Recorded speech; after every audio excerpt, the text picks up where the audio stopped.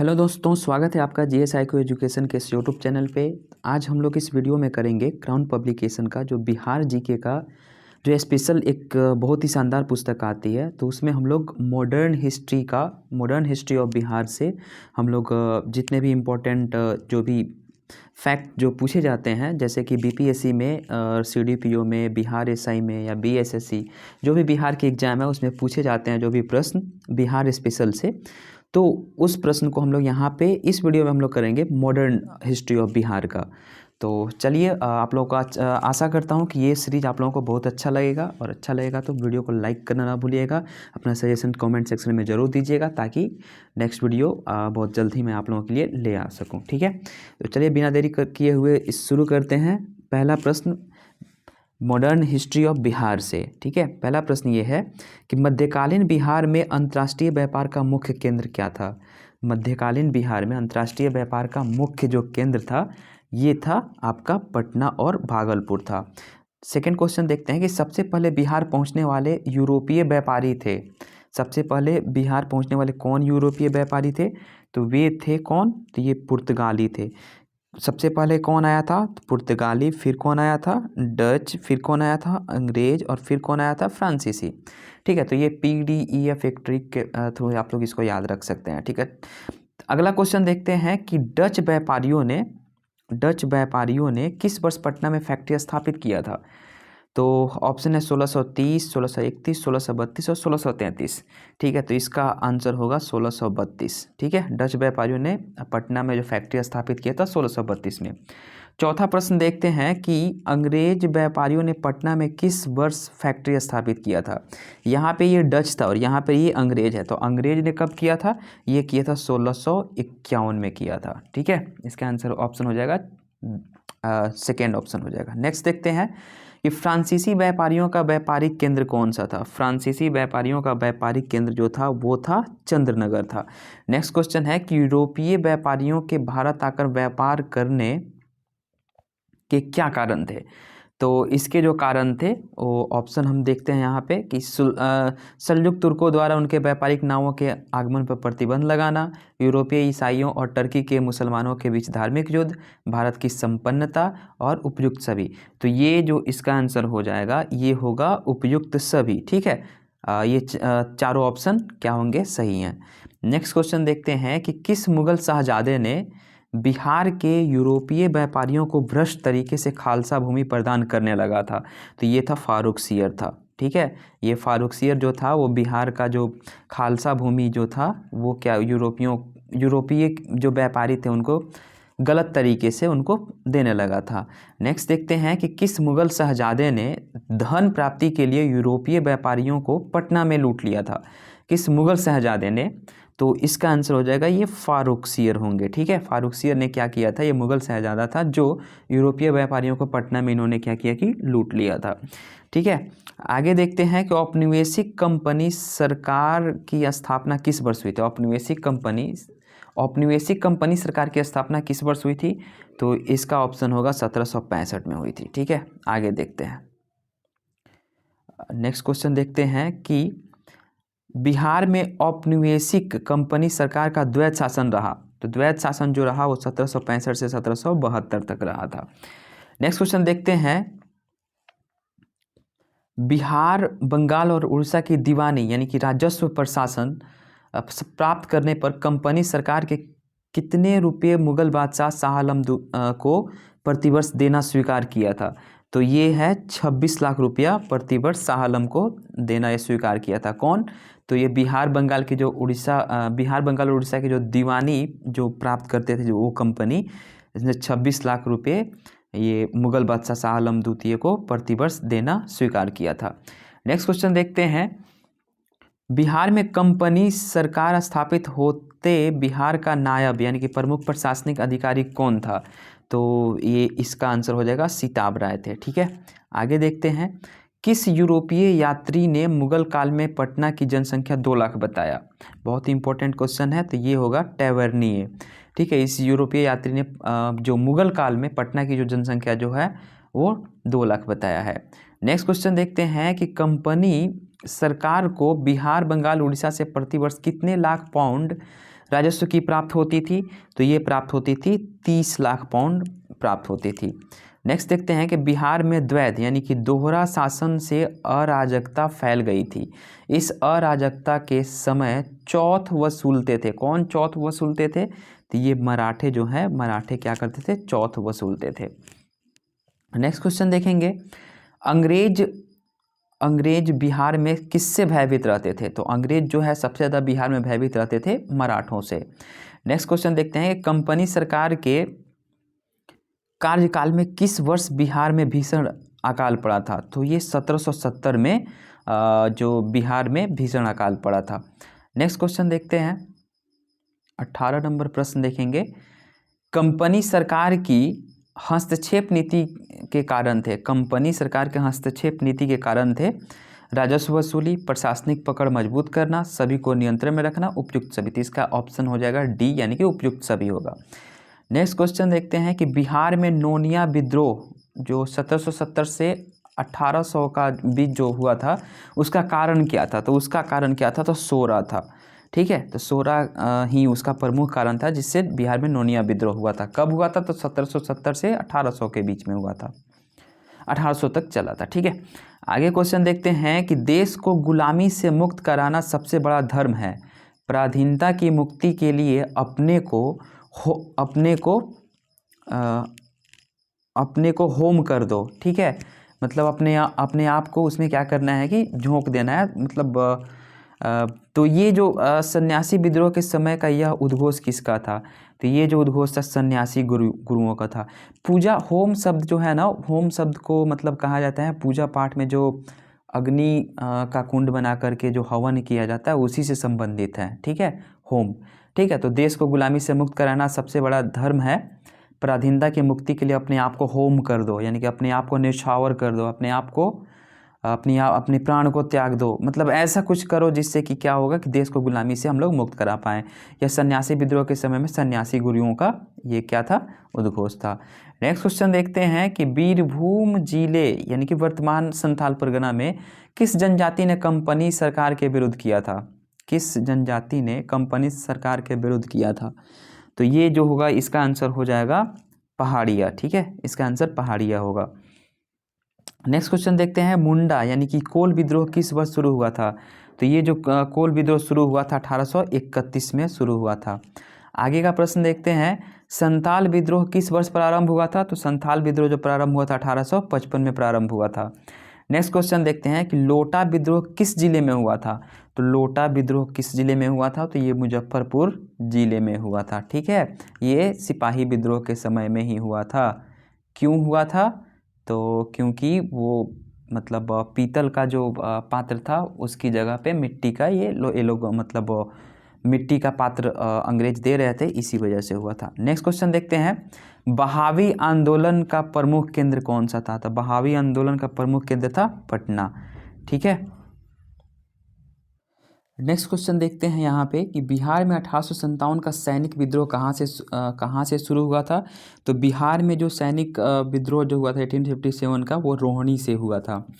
आगे का प्रश्न देखते हैं, बिहार में पहला सैनिक विद्रोह कब हुआ था? तो बिहार में पहला सैनिक विद्रोह 12 जून 1857 ईस्वी को से स्टार्ट हुआ था। नेक्स्ट क्वेश्चन देखते हैं कि दानापुर छावनी के भारतीय सैनिकों ने कब विद्रोह किया था? तो दानापुर छावनी के भारतीय सैनिकों ने विद्रोह किया था 25 जुलाई 1857 को किया था। नेक्स्ट क्वेश्चन देखते हैं कि विद्रोही भारतीय सैनिकों ने किसे अपना नेता चुना था? तो ये कुंवर सिंह को अपना नेता इन्होंने चुना था। आगे का प्रश्न देखते हैं, दानापुर छावनी के किस बटालियन के भारतीय सैनिकों ने विद्रोह किया था? तो ये जो विद्रोह किया था ये 7वीं बटालियन, 8वीं बटालियन, 40वीं बटालियन, यानी कि ये उपयुक्त सभी होगा। कुंवर सिंह ने कब अपना लंबा अभियान शुरू किया था? तो कुंवर सिंह ने अपना लंबा अभियान 13 अगस्त 1857 को शुरू किया था। नेक्स्ट क्वेश्चन देखते हैं कि विद्रोही सैनिकों ने कब आरा शहर पर कब्जा कर लिया था? तो इसका जो सही आंसर होगा वो इसका सही ऑप्शन है 25 जुलाई 1857, 26 जुलाई 1857, 27 जुलाई 1857 और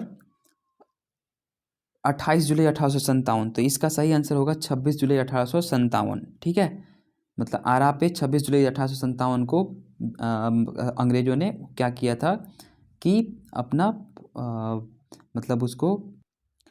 नेक्स्ट क्वेश्चन देखते हैं कि पटना में किसने विद्रोह की शुरुआत की थी। तो पटना में पीर अली खान ने विद्रोह की शुरुआत की थी। आगे का क्वेश्चन देखते हैं कि विद्रोहियों ने कब गया शहर पर कब्जा कर लिया। तो ये 3 अगस्त 1857 को विद्रोहियों ने गया शहर पे कब्जा कर लिया। नेक्स्ट क्वेश्चन देखते हैं कि चंपारण में, एक सेकेंड इसको और ऊपर करते हैं, चंपारण के विद्रोहियों ने किस अंग्रेज अधिकारी की हत्या कर दी थी। तो ये मेजर होम्स नामक एक अधिकारी था, वो चंपारण के विद्रोहियों ने इनकी हत्या कर दी थी। आगे का प्रश्न देखते हैं कि माधव सिंह, जयमंगल पांडे, नादिर अली, सुरेंद्र शाही आदि किस क्षेत्र के विद्रोही सैनिकों के नेता थे। तो ये जो थे हजारीबाग के विद्रोही सैनिकों के नेता थे। नेक्स्ट क्वेश्चन देखते हैं, छोटा नागपुर में विद्रोहियों के नेता कौन थे। तो छोटा नागपुर के विद्रोहियों के नेता थे ठाकुर विश्वनाथ शाहदेव, ये छोटा नागपुर के विद्रोहियों के नेता थे। नेक्स्ट क्वेश्चन देखते हैं,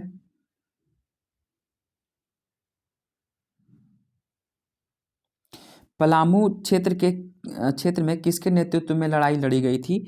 तो पलामू क्षेत्र में जो लड़ाई नीलांबर और पीतांबर नामक 2 व्यक्ति थे, जिनके नेतृत्व में पलामू क्षेत्र में लड़ाई लड़ी गई थी।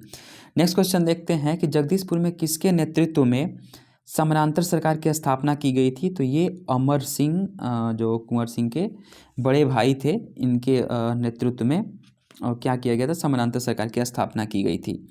नेक्स्ट क्वेश्चन देखते हैं, 15 नंबर प्रश्न देखेंगे कि जगदीशपुर में अमर सिंह के नेतृत्व में स्थापित सरकार का प्रधान कौन था।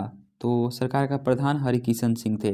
नेक्स्ट क्वेश्चन देखते हैं कि 1857 के विद्रोह से बिहार का कौन सा भाग अप्रभावित रहा। तो 1857 के विद्रोह से बिहार का ये मुंगेर जो क्षेत्र था ये अप्रभावित रहा था। नेक्स्ट क्वेश्चन देखते हैं कि अंग्रेजों के प्रति निष्ठा रखने वाला राजा ने अपने ही राज्य में कुंवर सिंह को प्रवेश की अनुमति नहीं दी थी। ये कौन सा राजा था, ठीक है। तो इसका आंसर हो जाएगा रीवा, ठीक है। आगे देखते हैं कि कुंवर सिंह ने किस अंग्रेज कैप्टन के साथ अंतिम युद्ध किया था। तो कुंवर सिंह ने लुगार्ड के साथ अंतिम युद्ध किया था। आगे का क्वेश्चन देखते हैं, कुंवर सिंह ने किस युद्ध में नाना साहब को सहयोग किया था। इसका आंसर देखते हैं, इसका आंसर होगा कानपुर के युद्ध में। कानपुर जो नाना साहब जो थे, कानपुर विद्रोह जब हुआ था तो उस समय उसके नेतृत्वकर्ता नाना साहब थे। तो वीर कुंवर सिंह ने भी इनकी सहायता की थी।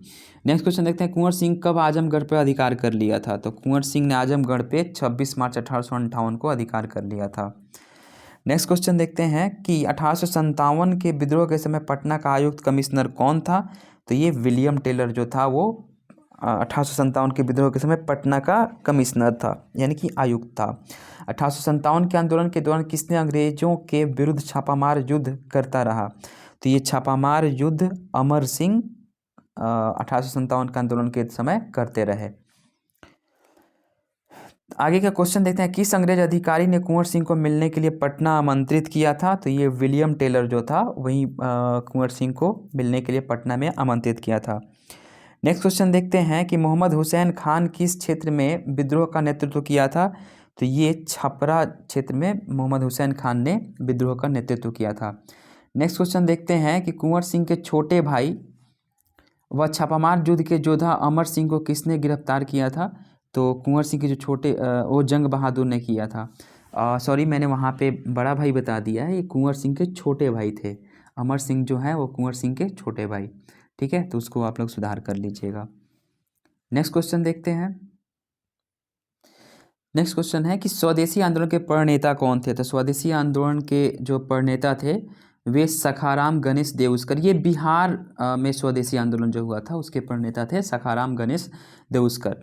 नेक्स्ट क्वेश्चन देखते हैं कि देशेर कथा यानी कि देश की बात के लेखक कौन थे। तो इसके लेखक थे सखाराम गणेश देउस्कर, ठीक है। देशेर कथा इन्होंने ही लिखा था। आगे का क्वेश्चन देखते हैं, औपनिवेशिक अर्थशास्त्र के रहस्य को सर्वप्रथम किसने प्रकट किया था। औपनिवेशिक शास्त्र के रहस्य को सर्वप्रथम किसने प्रकट किया था। तो ये सखाराम गणेश देउस्कर ने ही किया था। आगे का क्वेश्चन देखते हैं, क्रांतिकारी संगठन अनुशीलन समिति की एक शाखा पटना में स्थापित किसने किया था? ये क्वेश्चन पूछा भी गया है, तो सचिंद्रनाथ सन्याल ने किया था अनुशीलन समिति। आगे का प्रश्न देखते हैं कि सखाराम गणेश देउस्कर ने किसे मारवाड़ी व्यापारियों को स्वदेशी व्यापार से जोड़ने के लिए कार्य करने को कहा था? तो ये नागरमल मोदी, ठीक है, इनको मतलब इन्होंने कहा था कि स्वदेशी व्यापार से जोड़ने के जो काम था उनको सौंपा था। ओके, नेक्स्ट क्वेश्चन देखते हैं, स्वदेशी आंदोलन के दौरान बिहार के किस पत्रिका पर प्रतिबंध लगा दिया गया था? तो ये पाटलिपुत्रा पे भी लगा दिया गया था, सत्ययुग पे भी और स्वराज कथा यानी कि उपयुक्त सभी पे लगा दिया गया था प्रतिबंध।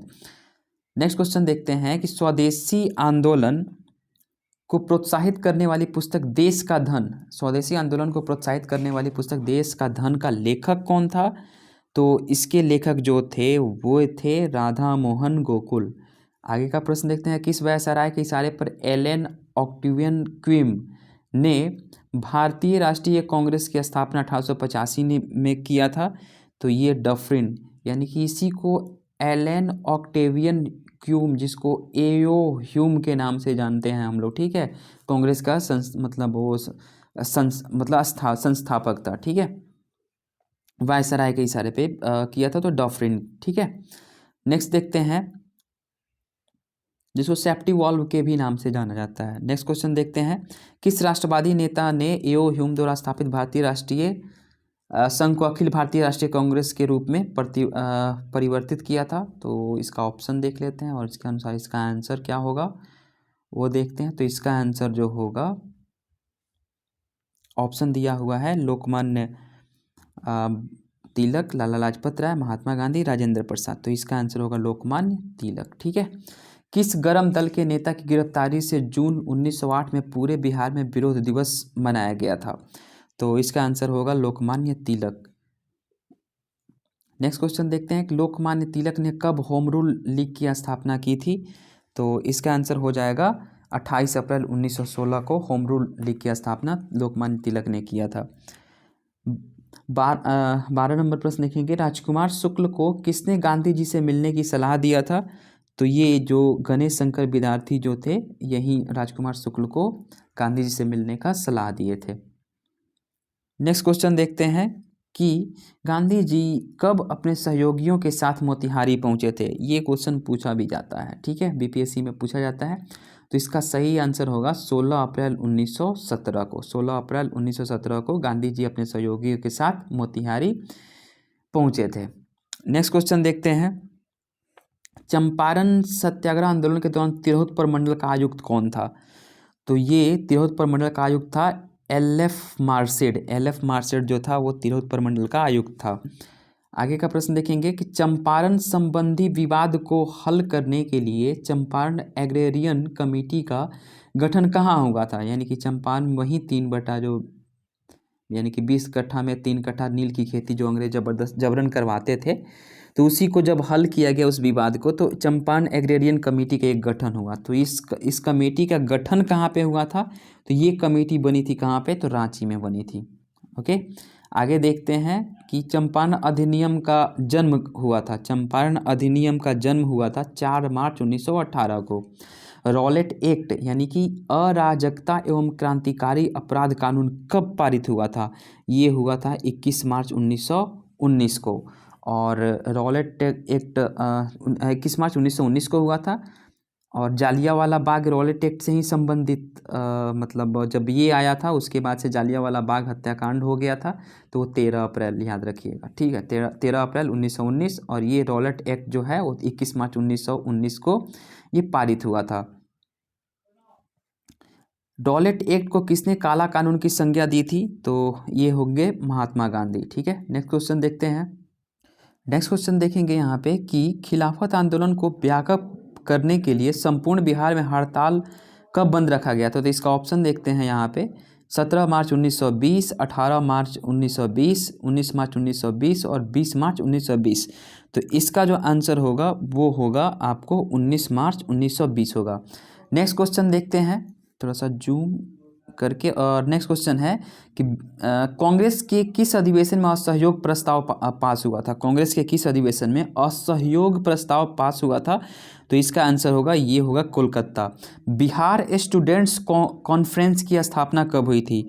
तो इसका जो आंसर होगा वो हो जाएगा 1906 में बिहार स्टूडेंट कॉन्फ्रेंस की स्थापना की गई थी। नेक्स्ट क्वेश्चन देखेंगे कि बिहार में राष्ट्रीय चेतना जागरण के क्या कारण थे? तो बिहार में जो राष्ट्रीय चेतना जागरण के कारण क्या थे? तो औपनिवेशिक सरकार की नस्लवादी नीति, ये सही है। अंग्रेजों का अहंकारी स्वभाव, ये भी सही है। भारतीयों पर अंग्रेजों का अत्याचार, ये भी सही है। यानी कि उपयुक्त सभी, इसका ऑप्शन हो जाएगा डी। ठीक है, ऑप्शन, ये तीनों ऑप्शन सही है। नेक्स्ट क्वेश्चन देखते हैं, बिहार छात्र परिषद का गठन किया गया था। तो बिहार छात्र परिषद का जो गठन किया गया था वो किसने किया था? तो राजेंद्र प्रसाद ने किया था। आगे का प्रश्न देखेंगे कि बिहार प्रांतीय सम्मेलन का पहला अधिवेशन 1908 में कहाँ पे हुआ था? तो ये पटना में हुआ था। बिहार प्रांतीय सम्मेलन का पहला अधिवेशन 1908 में पटना में हुआ था। नेक्स्ट क्वेश्चन देखेंगे कि बिहार में कब होम रूल लीग की स्थापना की गई थी? तो ये बिहार में 16 दिसंबर 1916 को होम रूल लीग की स्थापना की गई थी। और आगे का प्रश्न है कि बिहार में होम रूल आंदोलन के संस्थापक कौन थे? तो ये राजेंद्र प्रसाद जो थे वो बिहार में होम रूल आंदोलन के संस्थापक थे। नेक्स्ट क्वेश्चन देखेंगे कि पटना होम रूल लीग के किस नेता ने विजयादशमी के दिन भारत माता की पूजा आरंभ करने का विचार रखा था? तो ये रखे थे रामपूरन चंद जो थे वो पटना होम रूल लीग के नेता थे और इन्होंने विजयादशमी के दिन भारत माता की पूजा आरंभ करने का विचार रखा था। नेक्स्ट क्वेश्चन देखेंगे कि बिहार के किस जिले में होम रूल का प्रचार नहीं हुआ था? तो बिहार के चंपारण जिले में होम रूल लीग का प्रचार जो है वो नहीं हुआ था। ठीक है, आगे का प्रश्न देखेंगे, गो हत्या को रोकने के लिए बिहार में गोरक्षणी सभाओं का स्थापना कब हुआ था? तो ये 1893 में हुआ था। गो हत्या को रोकने के लिए बिहार में गोरक्षणी सभाओं की स्थापना 1893 में हुआ था। नेक्स्ट क्वेश्चन देखेंगे, स्वदेशी आंदोलन के सक्रिय सदस्य खुदीराम बोस और प्रफुल्ल चाकी 30 अप्रैल 1908 को किसकी हत्या करना चाहते थे? तो ये किंग्सफोर्ड जो मतलब थे उनकी ये हत्या करना चाहते थे। लेकिन क्या हुआ कि जिस गाड़ी पे इन लोगों ने बम फेंका उसमें वो जो कैनेडी और उसकी जो बेटी बैठी हुई थी, ये दोनों क्या हुआ कि उस बम में मारे गए। ठीक है, उस हमले में मारे गए। नेक्स्ट क्वेश्चन है कि मुजफ्फरपुर बम कांड का दोषी ठहराकर किसे फांसी दी गई थी? तो ये खुदीराम बोस को मुजफ्फरपुर बम कांड का दोषी मानकर फांसी दी गई। तो प्रफुल्ल चाकी भी शामिल थे, तो इन्होंने क्या किया कि इन्होंने आत्महत्या कर लिया। नेक्स्ट क्वेश्चन है कि क्रांतिकारी नेता खुदीराम बोस को फांसी कब दी गई थी? इसमें अब क्या होता है, बीपीएससी में ना एग्जैक्ट डेट भी पूछ देता है। तो इसका आंसर, सही आंसर होगा वो 11 अप्रैल 1908 को खुदीराम बोस को फांसी दी गई थी।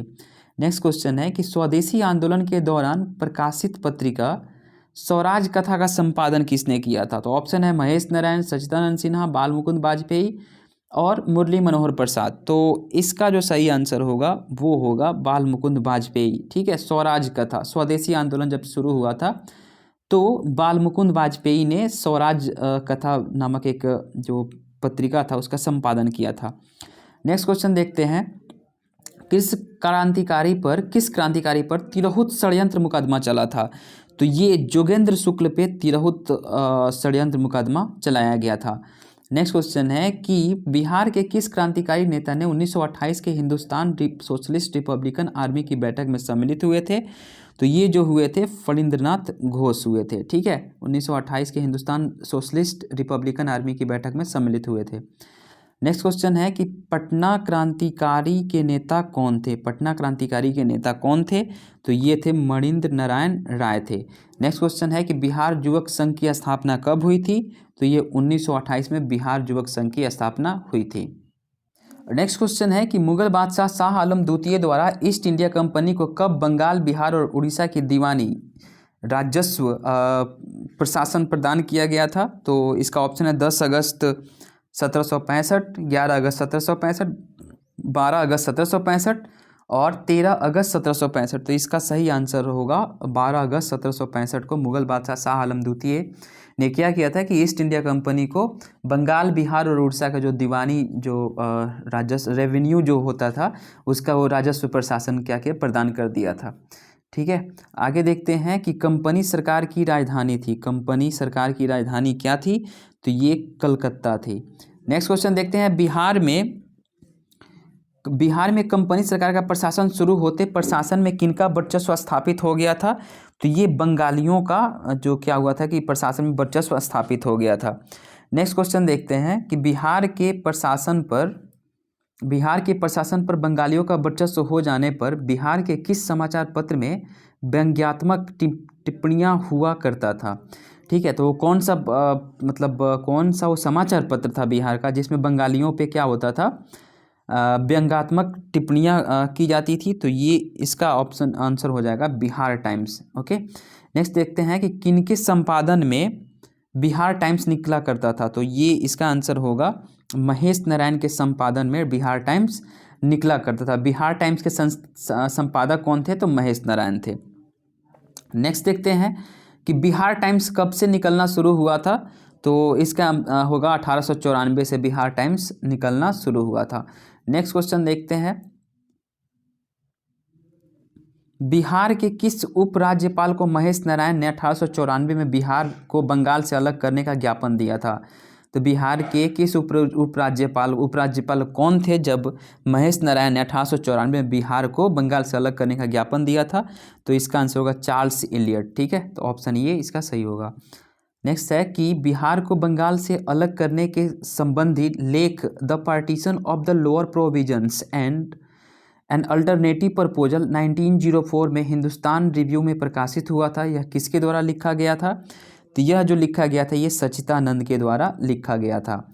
नेक्स्ट क्वेश्चन है कि बंगाल का बंटवारा सांप्रदायिक आधार पर किस वायसराय ने 1904 में किया था, तो सांप्रदायिक आधार पे ये कर्जन ने किया था। ठीक है, 1904 में बंगाल का बंटवारा कर दिया सांप्रदायिक आधार पे। नेक्स्ट क्वेश्चन देखेंगे कि सच्चिदानंद और महेश नारायण के विद्वतापूर्ण लेख के आधार पर बिहार को बंगाल से अलग करने संबंधी पुस्तक का निर्माण किया गया था, तो वो कौन सा उनका लेख था, तो partition of Bengal and separation of Bihar, ये ऑप्शन ए इसका सही आंसर होगा। नेक्स्ट क्वेश्चन है कि बिहार को बंगाल से अलग करने संबंधी बिहार प्रादेशिक सम्मेलन का दूसरा अधिवेशन भागलपुर में हुआ था, जिसमें बिहार को पृथक राज्य का दर्जा देने की मांग की गई थी। यह अधिवेशन कब भागलपुर में हुआ था, तो यह अधिवेशन 9 से 10 अप्रैल 1910 को भागलपुर में यह अधिवेशन हुआ था। नेक्स्ट क्वेश्चन देखते हैं, इंग्लैंड का सम्राट जॉर्ज पंचम का शाही दरबार 1911 में कहाँ हुआ था, तो ये दिल्ली में हुआ था। इंग्लैंड का जो सम्राट जॉर्ज प्रथम था उस समय, तो उसका शाही दरबार दिल्ली में दिल्ली दरबार के नाम से भी जाना जाता था, 1911 में हुआ था। नेक्स्ट क्वेश्चन देखेंगे कि जॉर्ज पंचम के शाही दरबार में बिहार को उड़ीसा सहित बंगाल से अलग करने की घोषणा कब की गई थी, तो ये 12 दिसंबर 1911 को बिहार को उड़ीसा सहित बिहार और उड़ीसा एक में ही था, तो उसको बंगाल से अलग करने की घोषणा जॉर्ज पंचम ने ही किया था 12 दिसंबर 1911 को। ये प्रश्न पूछा जाता है। नेक्स्ट क्वेश्चन देखेंगे कि बिहार उड़ीसा संयुक्त प्रांत गठन संबंधी अधिसूचना सरकार की ओर से जारी हुआ था, कब जारी हुआ था, तो इसका आंसर हो जाएगा 22 मार्च 1912 को बिहार उड़ीसा संयुक्त प्रांत गठन करने संबंधी अधिसूचना जो है सरकार की ओर से जारी हुआ था 22 मार्च 1912 को। नेक्स्ट देखते हैं कि बिहार प्रांत का उड़ीसा सहित औपचारिक गठन किया गया था, कब किया गया था, ये 1 अप्रैल 1912 को किया गया था। नेक्स्ट क्वेश्चन देखते हैं, बिहार को उड़ीसा से अलग कब किया गया था, तो बिहार से उड़ीसा को 1 अप्रैल 1936 को किया गया था।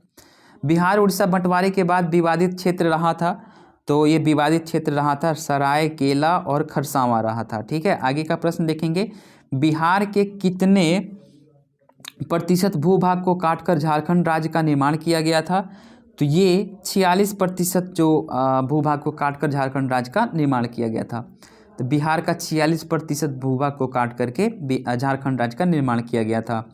बिहार के दक्षिणी हिस्से को काटकर कब झारखंड राज्य का निर्माण किया गया, तो ये 15 नवंबर 2000 को बिहार और झारखंड बिहार का जो दक्षिणी हिस्सा था उसको क्या किया गया था, ये काट के वो झारखंड राज्य बना दिया गया था। ठीक है, ये दक्षिण राज्य, यहाँ से ये काट करके बनाते हैं, नीचे झारखंड है ना दक्षिण में, तो दक्षिणी हिस्सा को काट करके झारखंड बना दिया गया था।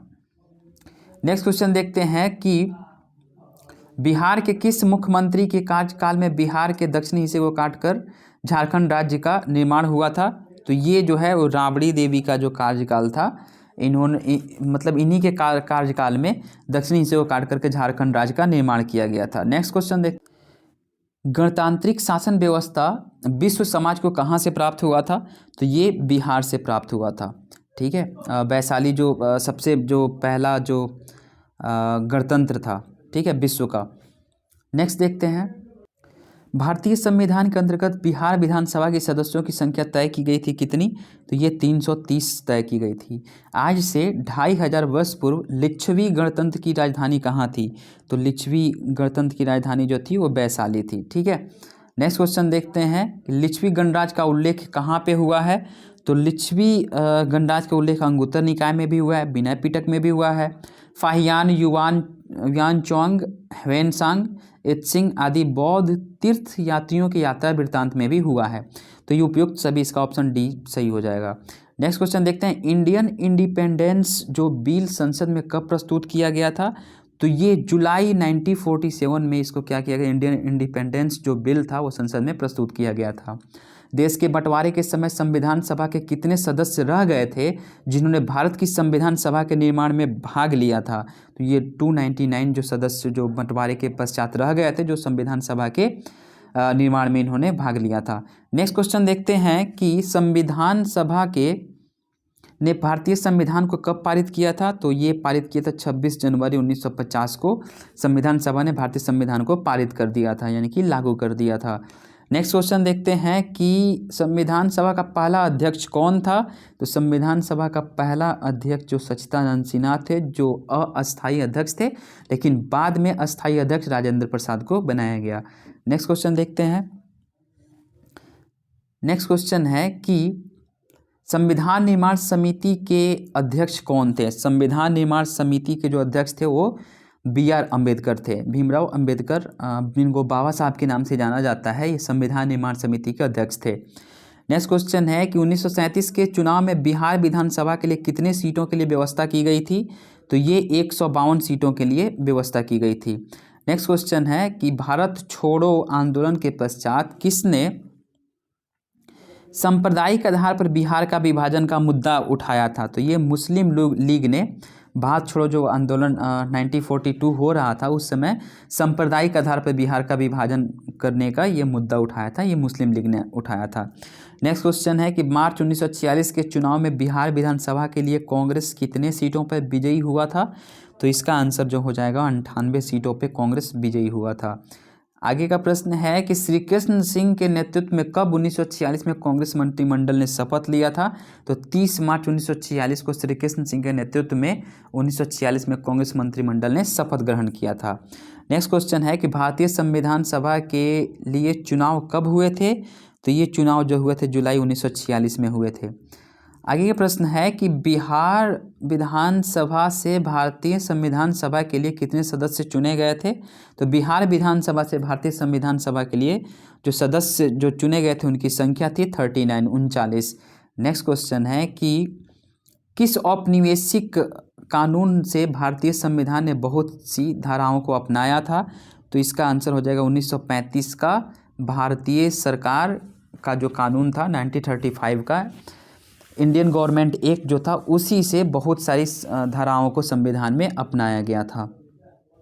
और यहीं पे हमारा ये मॉडर्न हिस्ट्री ऑफ बिहार का ये जो वीडियो है यहाँ पे ये समाप्त होता है। और अगर ये वीडियो अच्छा लगा हो तो आप लोग लाइक कीजिएगा, कमेंट में अपनी सजेशन को ज़रूर बताइएगा। नेक्स्ट वीडियो बहुत जल्द ही अपलोड होगा।